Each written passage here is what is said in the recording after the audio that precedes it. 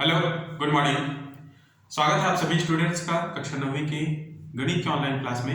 आज की क्लास में हम 7.3 के क्वेश्चंस हल करेंगे। करके देखें तो क्वेश्चन नंबर 1 है, एक गांव की जनसंख्या 8000 है। यदि जनसंख्या 5% वार्षिक दर से कम हो रही है तो 3 वर्ष बाद गांव की जनसंख्या कितनी रह जाएगी। तो यहाँ पर देखेंगे वर्तमान जनसंख्या क्या है हमारे पास। वर्तमान जनसंख्या बराबर 8000 है। ठीक, जनसंख्या में कमी की दर, जनसंख्या में कमी की दर आर बराबर कितना दिया है 5%। ठीक, और समय दिया है, समय बराबर 3 वर्ष। क्लियर। यहां से 3 वर्ष बाद गांव की जनसंख्या हमको निकालनी है तो लिखेंगे 3 वर्ष बाद गांव की जनसंख्या बराबर लिखेंगे वर्तमान जनसंख्या, वर्तमान जनसंख्या ब्रैकेट में 1 माइनस 10/100 के घात में समय। ठीक, अब इसमें मान रखते हैं। देखिए यहां से वर्तमान जनसंख्या कितना है 8000, 1 माइनस दर कितना है 5%/100 की घात में समय कितना है 3। यहां से 5 एकम और 5 दशम। ठीक, तो क्या बचा 8000 ब्रैकेट में 20 को 1 से इंटू कीजिए तो 20 एकम 20 ऋण 1/20। ठीक, घात में 3। यहां से 8000 20 में 1 गया 19/20, 19/20, 19/20। 3 बार लिख सकते हैं इसको क्योंकि घात में 3 है। ठीक, यहां से 0 0 0 कैंसिल, यहां से भी 0 0 0 कैंसिल होगा। क्लियर। 3 0 ऊपर और 3 0 नीचे कट जाएगा।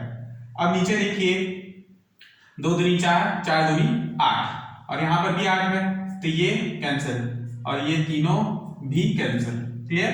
अब बच गया 19 गुणित 19 गुणित 19। तो 19 गुणित 19 गुणित 19 करने पर आपको 6859 आंसर मिलता है और यही इसका अभिष्ट जनसंख्या होगा। कितने वर्ष बाद 3 वर्ष बाद गांव की जनसंख्या कितनी होगी 6859। क्लियर। अगला क्वेश्चन को समझेंगे।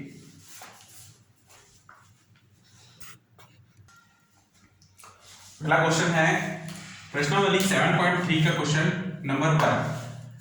एक कुर्सी को 450 रुपए में नगद अथवा 210 रुपए तत्काल भुगतान एवं 125 रुपए की 2 समान किस्तों में बेचा जाता है।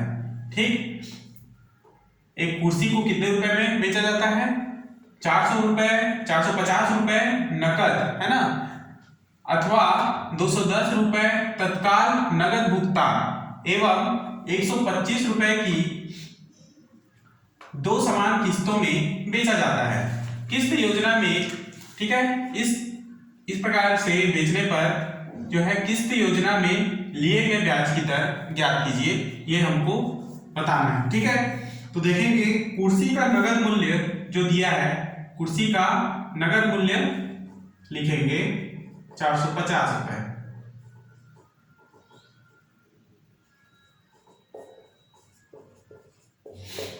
₹450। ठीक, और कुर्सी तत्काल भुगतान क्या होगा, तत्काल नगद भुगतान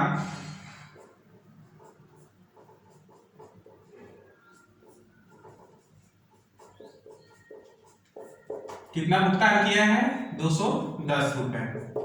क्लियर। आगे देखेंगे किस्तों में देय राशि कितनी है। तो किस्तों में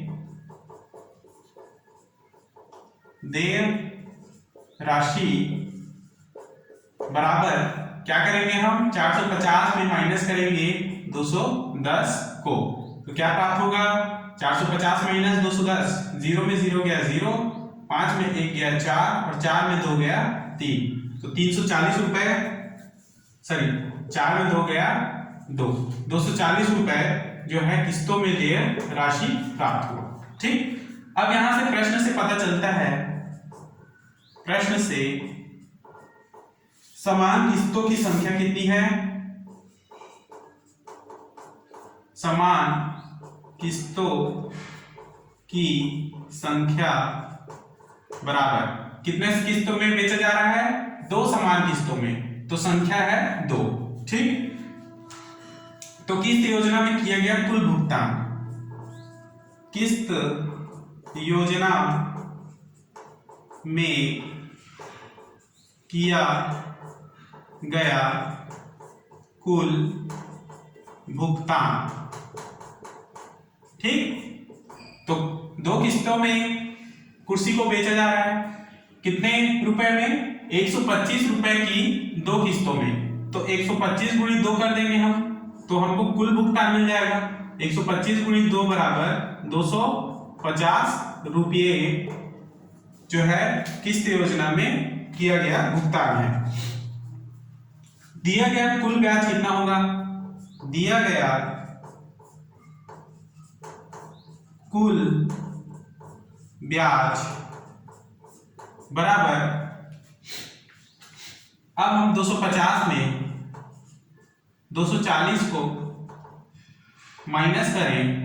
ठीक है, दिया गया कुल ब्याज कितना होगा, किस्तों में देय राशि जो प्राप्त हुआ है 240 है ना, उसमें कुल ब्याज को माइनस करेंगे, सॉरी कुल ब्याज में से ये जो किया गया कुल भुगतान है किस्त योजना में, है ना, ये 250 रुपए है और किस्तों में देय राशि कितना है 240 रुपए, तो कुल ब्याज के लिए हम क्या करेंगे, 250 माइनस 240 बराबर प्राप्त होगा कुल ब्याज 10 रुपए।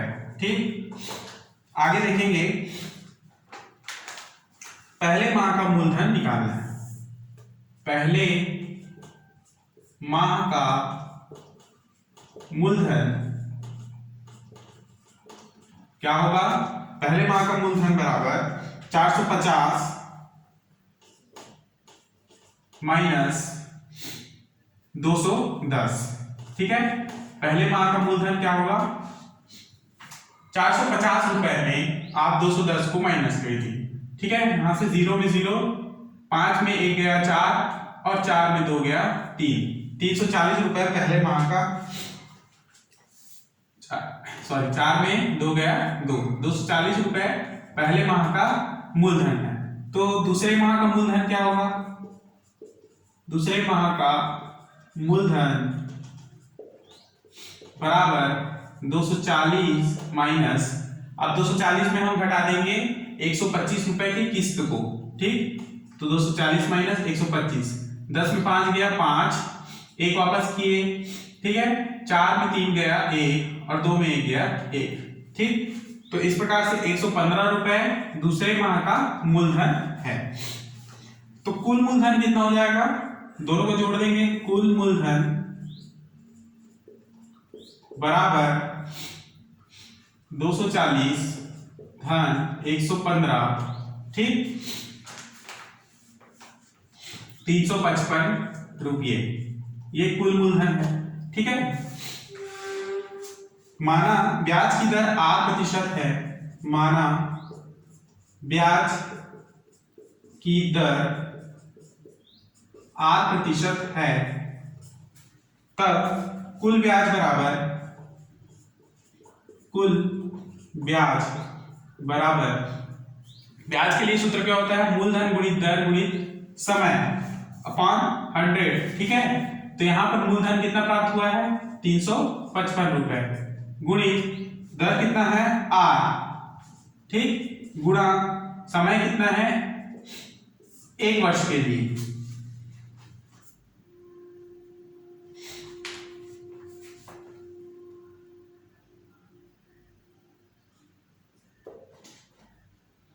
यहाँ पर 100 इंटू 12, ठीक, बराबर 10। तो इस तरह से इसका मान क्या आया, कुल ब्याज बराबर 10।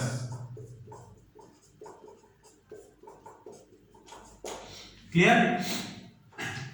यहां से यदि आप आर का मान निकालेंगे, कुल ब्याज का मान आया 10, ठीक है। तो यदि आर का मान निकालते हैं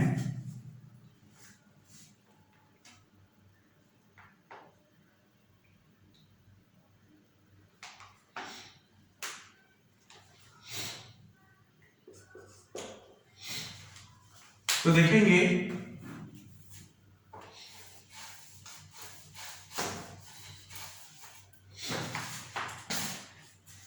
कुल ब्याज बराबर 10 है, ठीक।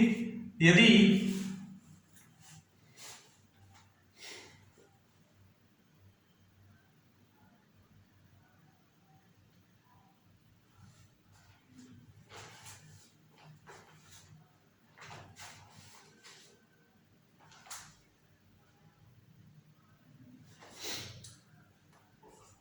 आर बराबर 10 है ना, ब्याज का मान रखेंगे 10 गुणा 100 गुणित 12/355।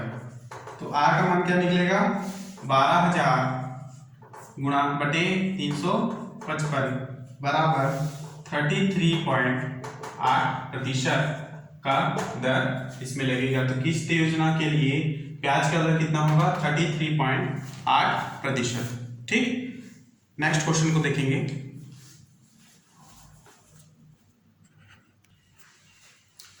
अगला क्वेश्चन है question number 2। Same question number 1 की तरह ही है। एक टीवी स्टैंड 3,000 रुपए नगद पर बेचा जाता है अथवा 600 रुपए तत्काल नगद भुगतान तथा 550 रुपए प्रति माह की 2 किस्तों पर उपलब्ध है। किस्त योजना में लिए गए ब्याज की दर हमको निकालनी है, ठीक। तो यहाँ पर जो नगद पर बेचा जाता है उसको हम लिखेंगे, तो लिखेंगे टीवी स्टैंड का नगद मूल्य, टीवी स्टैंड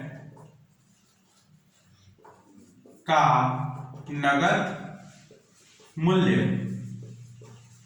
बराबर कितना है, 3,000 रुपये, ठीक। और तत्काल नगद भुगतान, तत्काल नगद भुगतान कितना किया गया है, कितना किया जा सकता है, तो 600 रुपए किया जा सकता है, ठीक। यहां से किस्त में देय राशि कितना होगा, किस्त में देय राशि बराबर 3,000 माइनस करेंगे 600, 3,000 में 600 घटा दीजिए तो क्या बचेगा, 2,400, यानी कि 2,400 रुपए किस्त में देय राशि होगा।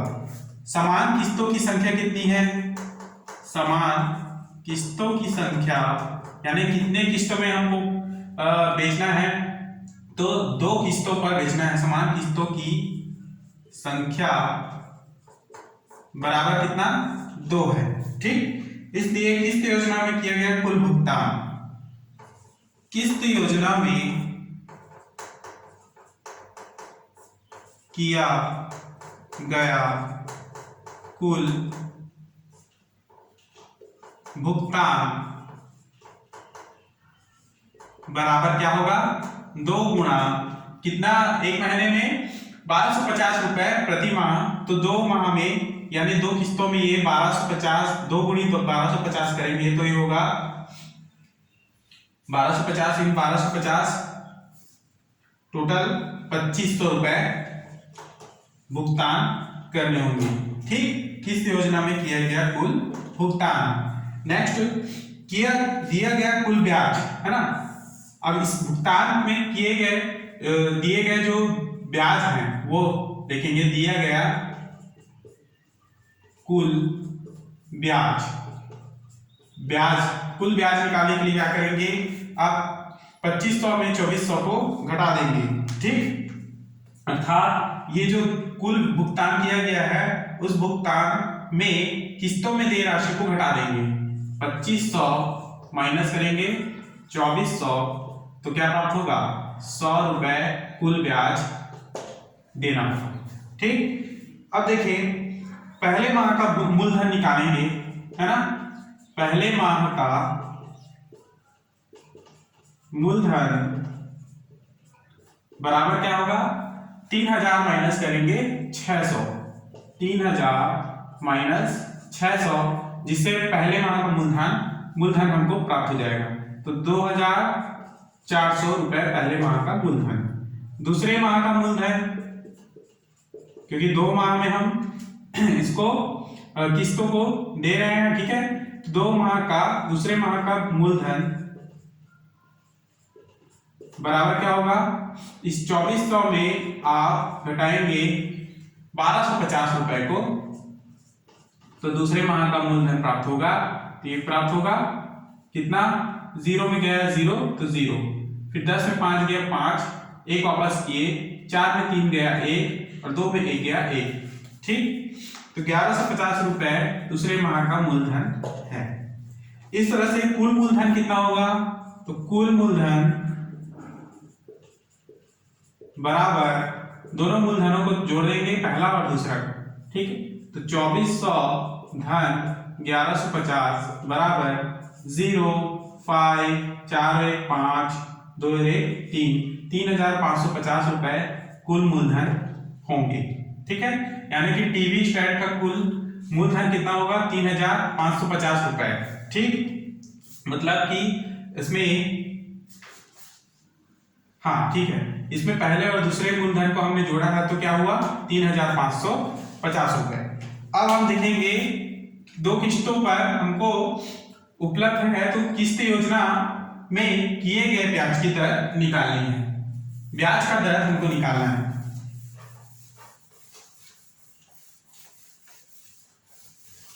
तो उसके लिए क्या करेंगे, कुल ब्याज बराबर, माना ब्याज की दर 8% वार्षिक है। ठीक है, 8% वार्षिक है, तो लिखेंगे कि कुल ब्याज बराबर मूलधन कितना है, 3550 रुपए, गुणी दर कितना है, आर, है ना। लेकिन ये वार्षिक है, इसलिए क्या लिखेंगे हम, R/12 गुणी समय कितना है, 1। ठीक, तो यहां से 100 नीचे में रहेगा। ठीक है, और दर जो है वार्षिक है, इसलिए R/12 हम लिखे हैं। यहां पर कुल ब्याज कितना है, कुल ब्याज हमने निकाला था 100 रुपए। ठीक, तो लिखेंगे इस तरह कुल ब्याज की तरफ, या फिर इधर लिख सकते हैं सीधा 100 रुपए। ठीक, तो यहां से R का मान निकालेंगे, तो ये 0 0 कैंसल। ठीक है, फिर ये कटेगा, 5 7 35 और 5 एकम 5, उसी प्रकार 5 दूनी 10, कितना बचा, तो ये 71 इंटू R इंटू 1 अपॉन 12 दूनी 24 इज इक्वल टू 100। ठीक, यहां से R का मान क्या मिलेगा, 24 100 गुणा 24 बटे 71।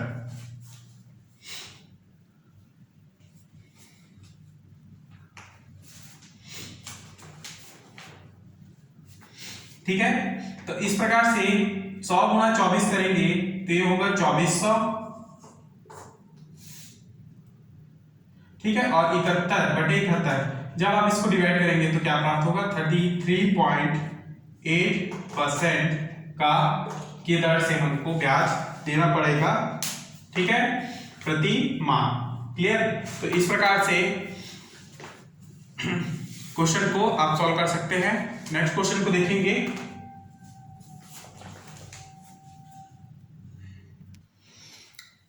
अगला क्वेश्चन है क्वेश्चन नंबर 5। देखेंगे, एक आयरन 210 रुपए तत्काल नगद भुगतान तथा 220 रुपए प्रति माह की 2 समान किस्तों पर खरीदा गया है। यदि किस्त योजना में ब्याज की दर 20% वार्षिक है तो आयरन का नगद मूल्य ज्ञात कीजिए। ठीक, तो यहाँ पर आयरन का नगद मूल्य नहीं दिया गया है। पिछले क्वेश्चन में आयरन का नगद मूल्य दिया जाता था, मतलब कि नगद मूल्य भी दिया जाता है क्वेश्चन में, और साथ में तत्काल नगद मूल्य और उसके बाद फिर दो समान किस्तों में बेचा गया मूल्य भी दिया जाता था। ठीक, तो इस प्रकार से हमको हमारे पास जो है नगद मूल्य नहीं है तो इसको हमको निकालना है। तो उसके लिए क्या करेंगे, माना आयरन का नगद मूल्य बराबर x रुपए है। ठीक, तो तत्काल नगद मूल्य कितना है 210 रुपए। तो हम क्या करते हैं, नगद मूल्य में तत्काल नगद मूल्य को घटा देते हैं तो x माइनस 210 रुपए होगा। ठीक, सेम पिछले क्वेश्चन की जैसे ही इसका प्रोसेस है। ठीक, तो समान किस्तों की संख्या कितनी है, 2 है। तो 2 किस्तों में दिया गया कुल भुगतान कितना होगा, या कुल धन 2 गुना क्या करेंगे हम, एक माह में 220 रुपए भुगतान किया जाता है तो 2 किस्तों में किया जा रहा है तो 2 गुणित 220 बराबर 440 रुपए कुल धन 2 किस्तों में दिया जाएगा। तो यहां से कुल भुगतान कितना होगा, 210 धन 440 बराबर 650 कुल भुगतान बराबर। ठीक, यहां से कुल भुगतान देखिए, नगद तत्काल नगद भुगतान हमने किया है 210 रुपए और 2 किस्तों में हमने जो धन दिया है वह 440 रुपए। ठीक, तो इस तरह से कुल भुगतान कितना हुआ, 210 धन 440 बराबर 650 रुपए। क्लियर। अब यहां से हमको जानना है कि ब्याज कितना दिया गया है नगद भुगतान में। हम इस जो नगद मूल्य हमने निकाला है x रुपए माना है, उस x में आप इस भुगतान को माइनस कर देंगे तो आपको कुल ब्याज प्राप्त होगा। ठीक, तो यहां से कुल ब्याज बराबर है x माइनस 650 रुपए। अब हम निकालेंगे पहले माह का मूलधन। तो पहले माह का मूलधन होगा जिसमें हम क्या करते हैं, पहले माह का मूलधन में यानी कि नगद मूल्य में हम तत्काल नगद मूल्य को घटा देते हैं तो इस प्रकार से आपको क्या प्राप्त होगा, x माइनस 210 रुपए। ठीक है, नगद मूल्य क्या है x, तत्काल नगद मूल्य है 210 तो x माइनस 210। उसी प्रकार दूसरे माह के मूलधन में हम क्या करते हैं, जो पहले माह का मूलधन है उसमें हम प्रति माह की 2 किस्तों 2 समान किस्तों का जो मूल्य है उसको घटा देंगे। तो x माइनस 210 पहले माह का मूलधन माइनस करेंगे 220 तो क्या प्राप्त होगा, x माइनस 430 रुपए। ठीक, तो कुल मूलधन के लिए हम क्या निकालेंगे, इन दोनों को ऐड कर देंगे, x माइनस 210 धन x माइनस 430 ऐड करने पर 2x माइनस 640 रुपए कुल मूलधन प्राप्त होता है। यहां से ब्याज की वार्षिक दर r बराबर कितना प्रतिशत दिया है, 20% दिया हुआ है। यहां से ब्याज का सूत्र लगाएंगे। ठीक है, ब्याज बराबर मूलधन गुणित दर गुणित समय बटे 100। ठीक, अब ब्याज क्या है, यहाँ पर ब्याज हमने निकाला है, कुल ब्याज x माइनस 650 रुपए बराबर मूलधन कितना है, या 650 माइनस x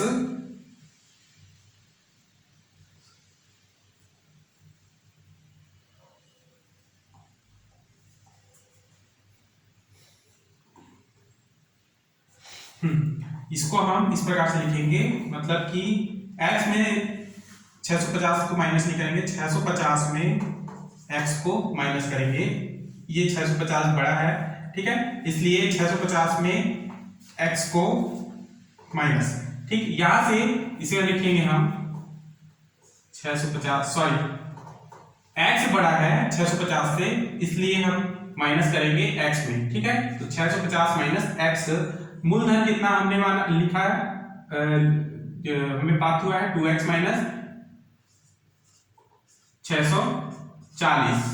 ठीक, गुणा दर कितना है 20%, लेकिन ये वार्षिक है इसलिए लिखेंगे हम पहले 12 बटे में 12 लिखेंगे गुणा 100 और समय कितना है हमारे पास 1। ठीक, अब इसे आप हल करें।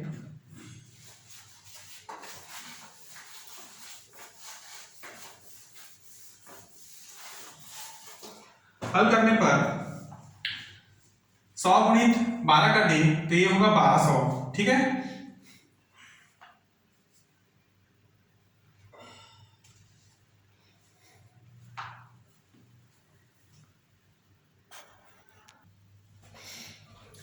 तो हम देख रहे थे यहां पर ब्याज की वार्षिक दर है आर प्रतिशत बराबर 20%।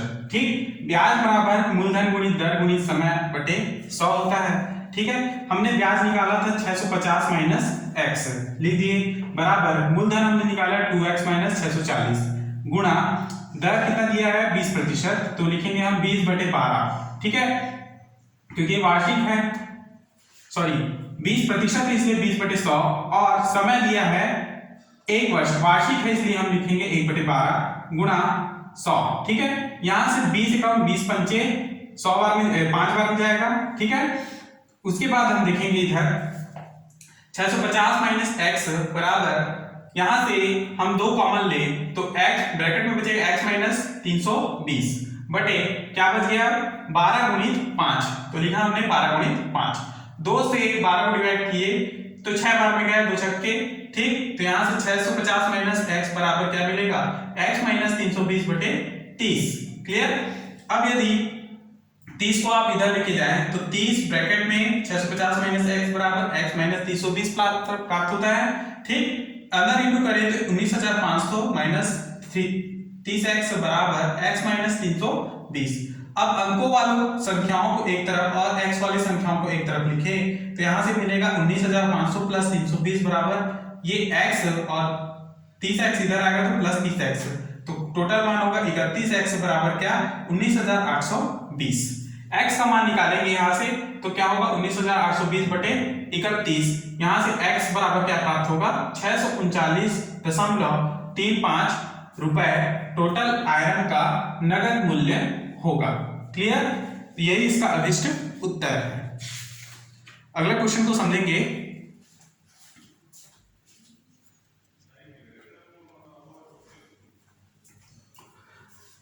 समय के अभाव के कारण क्लास हम यहीं पर रोक रहे हैं। ठीक है, नेक्स्ट क्लास में नेक्स्ट प्रश्नावली नेक्स्ट चैप्टर को हम स्टार्ट करेंगे।